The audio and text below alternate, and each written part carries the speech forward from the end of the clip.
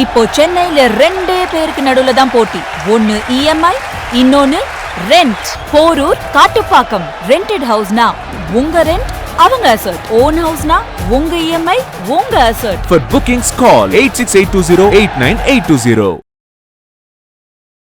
ஹிந்தியிலிருந்து ஹிருத்திக் ரோஷனை நடிக்க வச்சாங்க. முதல்ல வந்து ஷாருக் கான் தான் நடிக்கிறதா இருந்தது. அப்புறம் ஏதோ ஒரு காரணத்தினால பார்த்தீங்கன்னா அவர் நடிக்கல. அதுக்கப்புறம் பவன் கல்யாண் கிட்ட போய் கேட்டு அவரும் நடிக்கலை. நல்ல வேளை பவன் கல்யாண் நடிக்க மாட்டேன்னு சொல்லிட்டாரு. அவர் நடிச்சிருந்தா ஜெயிலர் 2உடைய வணிக வெற்றியே கேள்விக்குறியாயிரும். 50% அவருக்கு வந்து ஒரு பெரிய அளவில் லாபிங் பண்ணி, லாபிங்னு சொல்கிறத விட ஒரு ரெக்கமெண்ட் பண்ணி இந்த இடத்துக்கு வந்து அவரை தூக்கிட்டு வந்ததுக்கு ரஜினிக்கு வந்து ஒரு பெரிய பங்கு உண்டு. எல்லாத்துக்கும் மேலே ரஜினியும் அனிருத்தும் உறவினர்கள். இவர் குழந்தையாக இருக்கும்போதே அவர் தூக்கி வளர்த்த புள்ள தான் அனிருத். இப்போ அவரை தூக்கிட்டு அஸ்வத் மாரிமுத்தை கமிட் பண்ண பிறகு அஸ்வத் கதை பார்த்தீங்கன்னா ஒரு ஹாஸ்பிட்டல் பேக்ட்ராப்பில் நடக்கிற கதை. இவர் ஒரு டாக்டர். ஹாஸ்பிட்டலில் பார்த்தீங்கன்னா ஒரு நேர்மையான டாக்டராக இருப்பார். 6 மணிக்கு மேலே வந்து ஒரு அராத் கேரக்டர் தான் ரஜினி. நான் வந்து விஜய்கிட்ட பேசிட்டேன், விஜய் வந்து இப்படி அப்படின்னு ரஜினி சொன்னதா இவர் சொல்கிறார். ரஜினியுடைய டயலாக்கை இவர் சொல்கிறார். விஜய் ரசிகர்கள் எப்படி புரிஞ்சுக்கிட்டாங்க அப்படின்னா, நீ வந்து ரஜினியை வந்து தலைவருங்கிற, விஜயை வந்து விஜய்னு சொல்றியே, விஜய் சார்ல நீ சொல்லியிருக்கணும் அப்படின்னு வந்து அவரை பிடிச்சி வாங்குவாங்கன்னு வாங்க ஆரம்பிச்சிட்டாங்க. அப்படியே அவர் விளக்கம் கொடுக்குறாரு. நான் பேசும்போது விஜய் சார்னு தான் பேசுவேன், ரஜினி சார் மென்ஷன் பண்ண டயலாக் வந்து விஜய்ங்கிற மாதிரி சொன்னார், அதைத்தான் நான் சொன்னேன். இவர் வந்து விஜய்க்கு எதிரான ஆள், இவர் வந்து ரெட் ஜெய், அது இல்லாமல் கட்டாகுஸ்தி படத்தை ரெட் ஜெயன் மூலம் இவங்க ரிலீஸ் பண்ணுறாங்களா, இவர் உதயநிதி ஆள், உதயநிதிக்கு ஆதரவாக வந்து இவர் விஜய்க்கு எதிராக இருக்காருங்கிற மாதிரி போட்டு பயங்கரமாக இவர் குறித்து நிறைய வதந்திகள்லாம் போடுறாங்க. நேற்று பார்த்தேன், ஏதோ ஒரு மீடியாவுடைய பேரில், இப்போ லைக் ஒரு ஜூனியர் உடன்னு வச்சுக்கோமே, அதனுடைய பேரில் வந்து ஒரு போஸ்டர் ஷேர் ஆகுது.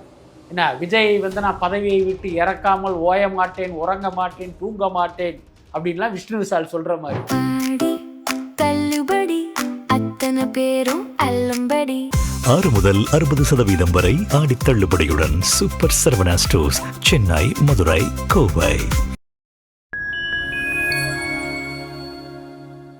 ஃபைன் டைம் நேயர்களுக்கு வணக்கம். இன்னைக்கு நம்ம கூட ஜெர்னலிஸ்ட் பிஸ்மி சார் இணைஞ்சிருக்காங்க. வணக்கம் சார். வணக்கம். வந்து ரஜினி சார் நடிக்கிற ஜெயிலர் 2 படம் வந்து ரிலீஸ் ஆக போகுது. அதுக்கான டேட்டும் வந்து இப்போ அனௌன்ஸ் பண்ணியிருக்காங்க. ஸோ படம் வந்து எப்படி ரெடியாக இருக்கு சார்? அதான் படம் வந்து கிட்டத்தட்ட நெல்சன் வந்து ஒரு 1.5 வருஷத்துக்கு மேற்பட்ட அவகாசம் எடுத்துக்கிட்டு அந்த ஜெயிலர் 2-ஐ வந்து உருவாக்கியிருக்காரு. பொதுவாகவே பார்த்திங்கன்னா ஒரு படம் வெற்றி அடைந்து அதனுடைய செகண்ட் பார்ட் எடுக்கும்போது ரொம்ப கவனமாக இருக்கணும். ஏன்னா முதல் படம் வெற்றி அடையும் போது அந்த படத்தினுடைய டைட்டில் வந்து ஒரு பிராண்டாக மாறிடும். அப்போ அடுத்த 2வது பார்ட் அப்படிங்கும்போது மக்களுக்கு வந்து ஒரு பெரிய எதிர்பார்ப்பு ஏற்படும். அந்த ஃபஸ்ட்டு பார்ட்டை அவங்க ஞாபகத்தில் அப்படி படிஞ்சிருக்கும்.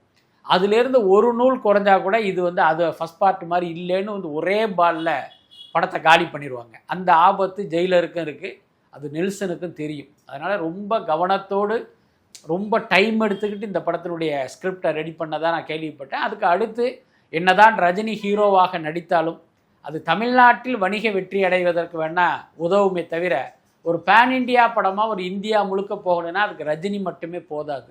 ஸோ அந்த ரியாலிட்டியை அவங்க புரிஞ்சுக்கிட்டு ஒரு பேன் இண்டியா படம்ங்கிறதுனால ஒவ்வொரு லாங்குவேஜில் இருந்தும் ஒரு ஹீரோவை எடுத்து உள்ளே போட்டிருக்காங்க. சமீபத்தில் கூட பார்த்தீங்கன்னா ஹிந்தியிலிருந்து ஹிருத்திக் ரோஷனை நடிக்க வச்சாங்க. முதல்ல வந்து ஷாருக் கான் தான் நடிக்கிறதா இருந்தது. அப்புறம் ஏதோ ஒரு காரணத்தினால பார்த்தீங்கன்னா அவர் நடிக்கலை. அதுக்கப்புறம் பவன் கல்யாண் கிட்ட போய் கேட்டு அவரும் நடிக்கலை. நல்ல வேளை பவன் கல்யாண் நடிக்க மாட்டேன்னு சொல்லிட்டாரு. அவர் நடிச்சிருந்தா ஜெயிலர் 2உடைய வணிக வெற்றியே கேள்விக்குறியாயிருக்கும். என்ன காரணம், பவன் கல்யாண் ஒரு இந்துத்துவா கொள்கை பேசுகிற ஒரு அரசியல்வாதி. ஸோ அப்படி இருக்கும்போது அவர் நடித்தால் அது படத்துக்கு நெகட்டிவாக மாறிடும். நல்ல வேளை அவர் நடிக்கலை. இன்றைக்கி ஹிருத்திக் ரோஷன் அது உள்ளார வந்திருக்காரு. இப்போ சமீபத்தில் தான் அதனுடைய படப்பிடிப்பு நடந்துச்சு. ஒரு 3 நாள் பிளான் பண்ணி சென்னையில் எடுத்திருக்காங்க. முதல்ல வந்து ஹிருத்திக் ரோஷனை வந்து கமிட் பண்ணும்போது அவருக்கு படத்தில் இருந்த போர்ஷனுங்கிறது குறைந்த நேரம் தான். ஆனால் அவரை வச்சு ஷூட் பண்ண பிறகு பார்த்திங்கன்னா நெல்சனுக்கு வந்து பயங்கர ஆர்வம் அதிகமாகி அந்த ஸ்கிரிப்டில் இருந்ததை மீறி வந்து சில காட்சிகள் ஷூட் பண்ணியிருக்காரு. ஸோ அப்போ அதெல்லாம் எடிட் பண்ணி பார்க்கும்போது அவருக்கே பார்த்திங்கன்னா ஒரு பயங்கரமான திருப்தி வந்து அது மொத்தத்தையுமே நம்ம படத்தில் சேர்ப்போங்கிற மாதிரியான ஒரு மூடில் இருக்கிறதா ஒரு தகவல் வந்தது. Okay sir. அதே மாதிரி வந்து இந்த படத்த பார்க்கும்போது, இப்போ நம்ம கோலிவுட்ல இருந்தும் நடிச்சிருக்காங்க. இது மாலிவுட்ல இருந்து மோகன்லால் சார் நடிச்சிருக்காரு. பாலிவுட்ல இருந்து ரித்திக் ரோஷன் நடிச்சிருக்காங்க. சோ இந்த காம்போ வந்து எல்லாமே சேரும்போது படம் வந்து நல்ல வசூல வந்து பெறுமா? வரும். அதாவது என்னன்னா, ஒவ்வொரு லாங்குவேஜிலும் இந்த படத்தை, ஒவ்வொரு மாநிலத்திலும் இந்த படத்தை ஓட வைப்பதற்கான உத்தி தான் அது. இப்போ கேரளாவில் இந்த படத்தை ரிலீஸ் பண்ணுறாங்க அப்படின்னா, அதில் லால் இருக்கிறதுனால அந்த மக்கள் கண்டிப்பாக வந்துடுவாங்க. ஓகே. அது ரஜினி ரசிகர்கள் அங்கே இருக்காங்களோ இல்லையா, ரஜினிக்கு வந்து இந்தியா முழுக்க ரசிகர்கள் இருக்காங்க. இருந்தாலும் ஒரு அரங்கை நிறைய வைக்கிற அளவுக்கு ஒரு அடர்த்தியான கூட்டம் இருக்குமானா அது டவுட்டு தான். அப்போ அங்கே மோகன்லால் முகத்தை பார்த்தோன்னா அங்கே இருக்கிறவங்கெல்லாம் கிளம்பி வந்துடுவாங்க. அதே மாதிரி கன்னடத்திலும் தெலுங்கிலும். பாலிவுட்டுக்கு போனீங்கன்னா ரஜினி ஆல்ரெடி அங்கே உள்ள மக்களுக்கு வந்து ஒரு அறிமுகமான ஒரு ஹீரோ. அதில் ஹிருத்திக் ரோஷனும் ஆட் ஆகும்போது இந்த தலைமுறையினர் வட இந்தியாவில் இருக்கிற பார்வையாளர்கள் சொல்கிறேன். ஏன்னா இப்போ ரஜினி ஹிந்தி படத்தில் நடித்து ரொம்ப வருஷம் ஆச்சு. ஒரு 40 வயதை கடந்தவர்களுக்கு, கடந்த வட இந்திய ஆடியன்ஸுக்கு வந்து ரஜினி வந்து நிறைய ஹிந்தி படம் பண்ணியிருக்காருப்பாங்கிறது தெரியும். ஆனால் இந்த ஜென்சி ஆடியன்ஸுக்கு வந்து ரஜினி ஹிந்தி படத்தில் நடித்ததெல்லாம் தெரியாது. அவங்களுக்கு ஹிருத்திக் ரோஷனை தான் தெரியும். அப்போ அவர்களும் வரும்போது பார்த்தீங்கன்னா அங்கே வந்து ஒரு பெரிய கலெக்ஷன் வர்றதுக்கு வாய்ப்பு இருக்குது. பட் இது எல்லாமே பார்த்தீங்கன்னா ஒரு ஆரம்ப அட்ராக்ஷன் தான் அது. ஓகே. அந்த படம் வந்து சஸ்டைன் ஆகணும் அப்படின்னா அந்த கண்டென்ட் வந்து உங்களுக்கு சரியாக இருக்கணும். நெல்சனை பொறுத்த வரைக்கும் ஒரு ஆடியன்ஸுடைய பல்ஸ் தெரிஞ்ச ஒரு டைரக்டருங்கிறதுனால அதை சாத்தியப்படுத்துவதற்கு வாய்ப்பு இருக்குது. Okay sir. அதே மாதிரி பார்க்கும்போது இந்த படத்துக்கு வந்து அனிருத் அவர்கள் வந்து இசை அமைக்கிறாங்க. நம்ம அனிருத் பத்தி சொல்லவே வேணாம். இது தலைவர் அப்படின்னாலே அவருக்குன்னு தனியா வந்து ஒரு மியூசிக் போடுவாரு.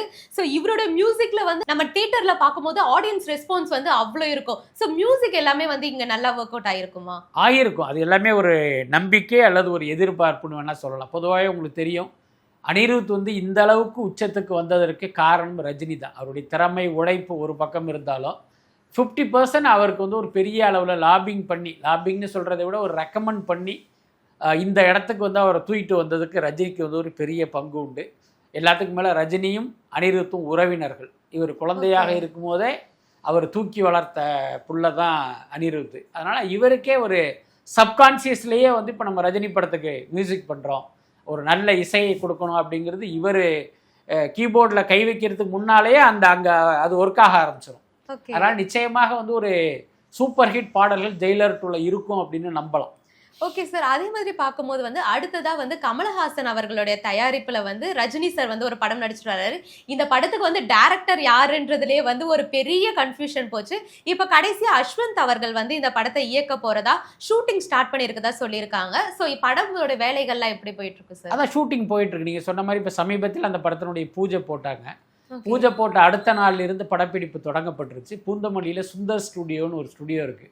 அங்கே தான் இந்த படத்துக்கான செட்லாம் போட்டிருக்காங்க. இந்த ஏற்கனவே நீங்கள் சொன்ன மாதிரி சிபி சக்கரவர்த்தி டைரக்ட் பண்ணுவதற்கான ஒரு வேலைகள் இருக்கும்போது அங்கே வந்து ஒரு வீடு செட்டு போட்டாங்க. ஓகே. இப்போ அவரை தூக்கிட்டு அஸ்வத் மாரிமுத்தை கமிட் பண்ண பிறகு அஸ்வத் கதை பார்த்தீங்கன்னா ஒரு ஹாஸ்பிட்டல் பேக்ட்ராப்பில் நடக்கிற கதை இது. இவர் ஒரு டாக்டர்.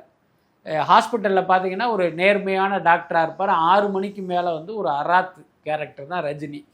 இப்போ என்ன பண்ணுறாங்க, படத்தினுடைய பெரும்பாலான காட்சிகள் ஹாஸ்பிட்டல்லே நடக்கிறதுனால அந்த ஏற்கனவே வீடு செட்டு போட்டாங்கல்ல அதை அப்படியே ஹாஸ்பிட்டலாக கன்வெர்ட் பண்ணிட்டாங்க. கன்வெர்ட் பண்ணி இப்போ அதில் ஒரு ஆப்ரேஷன் தியேட்டர், வார்டு, அது இதுன்னு அப்படி உள்ளே போனால் ஒரு ரியல் ஹாஸ்பிட்டலுக்குள்ளே நுழைஞ்ச ஃபீலிங் வர்ற அளவுக்கு பிரமாதமான ஒரு செட்டு இருக்குது. ஏன்னா படத்தினுடைய பெரும்பாலான காட்சி அங்கே தானே எடுக்கிறாங்க. அதனால் இப்போ ஃபர்ஸ்ட் ஷெட்யூல் பார்த்தீங்கன்னா அங்கே தான் நடந்துக்கிட்டு இருக்கு. அதில் ஒரு ஆக்ஷன் பிளாக்கு, சாங்ஸு, இதெல்லாம் சில டாக்கி போர்ஷன்லாம் கூட எடுக்கிறதா ஒரு தகவல் இருக்குது. Okay sir. அடுத்ததாக வந்து இப்போ சோஷியல் மீடியாவில் வந்து விஷ்ணு விஷால் அவர்களை வந்து விஜய் ரசிகர்கள் ஒரு மாதிரி விமர்சனம் செஞ்சுட்டு வராங்க. என்ன நடந்துச்சு சார்? ஆக்சுவலி என்னன்னா, விஷ்ணு விஷால் வந்து இப்போ கட்டா குஸ்தி 2 படத்தினுடைய ப்ரொமோஷனுக்காக நிறைய ஊர்களுக்கு போயிட்டுருக்காரு. நிறைய யூடியூப் சேனலுக்கு பேட்டி கொடுத்தாரு. அப்புறம் அந்த இன்ஃப்ளூயன்சரோட எல்லாம் இன்ட்ராக்ட் பண்ணார். அப்படி ஒரு தடவை பேசும்போது யாரோ வந்து ஏதோ ஒரு கேள்வி கேட்குறாங்க. அப்போ இவர் வந்து ரஜினிகாந்த் சொன்ன ஒரு வார்த்தையை இவர் சொல்கிறாரு. நான் வந்து விஜய்கிட்ட பேசிட்டேன், விஜய் வந்து இப்படி அப்படின்னு ரஜினி சொன்னதா இவர் சொல்கிறார். ரஜினியுடைய டயலாக்கை இவர் சொல்கிறார். விஜய் ரசிகர்கள் எப்படி புரிஞ்சுக்கிட்டாங்க அப்படின்னா, நீ வந்து ரஜினியை வந்து தலைவருங்கிற, விஜயை வந்து விஜய்னு சொல்றியே, விஜய் சார்ல நீ சொல்லியிருக்கணும் அப்படின்னு வந்து அவரை பிடிச்சி வாங்குவாங்கன்னு வாங்க ஆரம்பிச்சிட்டாங்க. அப்படியே அவர் விளக்கம் கொடுக்குறாரு. நான் பேசும்போது விஜய் சார்னு தான் பேசுவேன், ரஜினி சார் மென்ஷன் பண்ண டயலாக் வந்து விஜய்ங்கிற மாதிரி சொன்னார், அதைத்தான் நான் சொன்னேன். மற்றபடி நான் வந்து எப்பயுமே விஜய் சார்னு தான் கூப்பிடுவேன்னு அவர் திருப்பி சொல்கிறாரு. ஆனால் இவங்க என்னன்னா அந்த விஜய்னு சொல்கிறத மட்டும் கட் பண்ணி இங்கே பாருங்க இவர் விஜய்னு சொல்லிட்டாரு அப்படின்னு போட்டு அவரை பொழந்துக்கிட்டு இருக்காங்க. அவரும் ஒரு கட்டத்தில் சொல்லி பார்த்தாரு, அப்புறம் ஓஞ்சி போய் ஏதாவது பண்ணி தொலைங்கையாங்கிற அளவுக்கு அவர் அப்படியே விட்டார். ஆனால் இப்போ எப்படி போயிடுச்சு அப்படின்னா, இவர் வந்து விஜய்க்கு எதிரான ஆள், இவர் வந்து ரெட் ஜெயின், அது இல்லாமல் கட்டாகுஸ்தி படத்தை ரெட் ஜெயின் மூலம் இவங்க ரிலீஸ் பண்ணுறாங்களா, இவர் உதயநிதி ஆள், உதயநிதிக்கு ஆதரவாக வந்து இவர் விஜய்க்கு எதிராக இருக்காருங்கிற மாதிரி போட்டு பயங்கரமாக இவர் குறித்து நிறைய வதந்திகள்லாம் போடுறாங்க. நேற்று பார்த்தேன், ஏதோ ஒரு மீடியாவுடைய பேரில், இப்போ லைக் ஒரு ஜூனியர் உடன்னு வச்சுக்கோமே, அதனுடைய பேரில் வந்து ஒரு போஸ்டர் ஷேர் ஆகுது. என்ன, விஜய் வந்து நான் பதவியை விட்டு இறக்காமல் ஓய மாட்டேன், உறங்க மாட்டேன், தூங்க மாட்டேன் அப்படின்லாம் விஷ்ணு விஷால் சொல்கிற மாதிரி. என்ன, விஜய் வந்து ஒரு மோசமான ஆட்சியை கொடுக்குறாரு, அவரை வந்து பதவியிலிருந்து நீக்காம நான் இது பண்ண மாட்டேன்லாம் விஷ்ணு கீழே பார்த்தா விஷ்ணு விஷால் அப்படின்னு போட்டு ஷேர் பண்ணுறாங்க. அவங்களுக்கே தெரியும் இது பொய்ன்னு. ஆனால் இவர் எப்படியாவது காலி பண்ணணுங்கிறதுனால விஜய் ரசிகர்கள் இப்படி ஒரு சீப்பான வேலையை பார்த்துக்கிட்டு இருக்காங்க. அது ரொம்ப தவறானது. எல்லாத்துக்கும் மேலே விஜய் இன்றைக்கு தமிழ்நாட்டின் முதலமைச்சர், அதில் எந்த மாற்றமே இல்லை. அவர் வந்து நம்ம மரியாதையாக தான் அழைக்கணும். அனிதா ராதாகிருஷ்ணன் மாதிரி ஒரு கேவலமாவெல்லாம் பேசக்கூடாது. அதே நேரம் ஒரு பெயருங்கிறது அழைப்பதற்கு தானே. நீங்கள் ஒவ்வொரு முறையும் வந்து தளபதி விஜய் அப்படின்லாம் கூப்பிட்டுக்கிட்டு இருக்க முடியாதுல்ல. நீங்கள் கூப்பிடலாம், நீங்கள் வந்து அவருடைய ரசிகர், நீங்கள் அவரை கூப்பிடலாம். இப்போ அதிமுக காரங்க பார்த்தீங்கன்னா ஜெயலலிதான்னு சொல்ல மாட்டாங்க, புரட்சி தலைவி அம்மா அப்படின்னு தான் சொல்லிக்கிட்டு இருப்பாங்க. ஆனால் ஜெயலலிதான்னு எதுக்கு பேர் வச்சாங்க, கூப்பிட்றதுக்கு தானே. அதேமாதிரி கலைஞர் இருந்தால் எல்லாருமே சொல்லுவாங்க, கருணாநிதினு சொல்ல மாட்டாங்க. அதனால் அவர்கள் மீது அபிமானம் கொண்டவர்கள் அப்படி அழைக்கலாம். ஆனால் எல்லாரும் அப்படி அழைக்கணும்னு நீங்கள் எதிர்பார்க்க முடியாது. எல்லாத்துக்கும் மேலே விஷ்ணு விஷால் அப்படி கூப்பிடலை, அவர் விஜய் சார்னு தான் கூப்பிட்டுருக்காரு. இந்த உண்மை தெரிந்தும் வந்து அவர் மீது ஒரு வன்மத்தோடு இந்த விஜய் ரசிகர்கள் இப்படி ஒரு வேலையை பார்த்துக்கிட்டு இருக்காங்க. இதெல்லாம் இவங்க மாறணும். இதெல்லாம் என்னாகும் அப்படின்னா, இதை வேடிக்கை பார்க்குற மக்கள் வந்து விஜய் மேலே வந்து வருத்தப்படுகிற மாதிரியான ஒரு சூழல் ஏற்படும். என்னடா அது, விஜய் ரசிகர்கள் இந்த மாதிரி பொறுக்கித்தனம் பண்ணுறாங்க, அதை விஜய் பார்த்துக்கிட்டு இருக்காரு, எப்படி இவரை வந்து நம்ம அடுத்தடுத்து இவருக்கு எப்படி நம்ம ஆதரவு கொடுக்கறதுன்னு மக்கள் யோசிக்க ஆரம்பிச்சிட்டா விஜயினுடைய அதிகாரமே பறி போயிடும். அதனால் விஜய் இது குறித்தெல்லாம் வந்து கொஞ்சம் தன்னுடைய கவனத்தை திருப்பணும். ஓகே சார், அதே மாதிரி வந்து விஷ்ணு விஷால் அவர்களுடைய கட்டாகுஸ்தி 2 படம் வந்து நேற்று ரிலீஸ் ஆகியிருக்கு. ஸோ படம் எப்படி வந்திருக்கு சார்? அதாவது நான் அதை ஏற்கனவே சொன்னது தான், முதல்ல ஒரு படம் வெளியாகி அது வெற்றி அடையும் போது அந்த டைட்டில் வந்து ஒரு பிராண்டாக மாறி, அதே மாதிரி கட்டாகுஸ்தியுடைய முதல் பார்ட் வந்து ஒரு பெரிய வெற்றி படம், பயங்கரமான காமெடி அதில் ஒர்க் அவுட் ஆகி மக்கள் பெரிய அளவில் கொண்டாடினாங்க. அந்த அடிப்படையில் தான் 2022 அந்த படம் வந்தது. கிட்டத்தட்ட 4 வருஷம் கழிச்சு அதனுடைய செகண்ட் பார்ட் வந்திருக்கு. ஆனால் பொதுவான கருத்து என்னென்னா, ஃபஸ்ட் பார்ட் அளவுக்கு இந்த படம் இல்லை அப்படிங்கிறது ஒரு யுனானிமஸான ஒரு கருத்தாக இருக்குது. பட் அதே நேரம் நீங்கள் ஒரு ஃபேமிலி ஆடியன்ஸ் பார்க்க தகுதியான படமாக அது இருக்குது. ஒரு பக்கம் பார்த்தீங்கன்னா ஃபுல்லாக காமெடி இருக்கும், இன்னொரு பக்கம் அந்த ஃபேமிலி ஓரியன்டான விஷயங்கள்லாம் இருக்கும். ஒரு மனைவியை கணவன் எப்படியெல்லாம் வந்து பார்த்துக்கணும், அவங்களுக்கு எந்த அளவுக்கு நம்ம மதிப்பும் மரியாதையும் கொடுக்கணும், 2 பேருக்குமான அண்டர்ஸ்டாண்டிங் எப்படி இருக்கணுங்கிறது பல நல்ல விஷயங்கள் அந்த படத்துக்குள்ளார இருக்குது. அதை மக்கள் எந்த அளவுக்கு வெற்றி படமாக மாற்றுவாங்கங்கிறது தெரியல. ஓகே சார், நிறைய விஷயங்களை எங்கள் கூட ஷேர் பண்ணீங்க. Thank you sir. ரொம்ப நன்றி.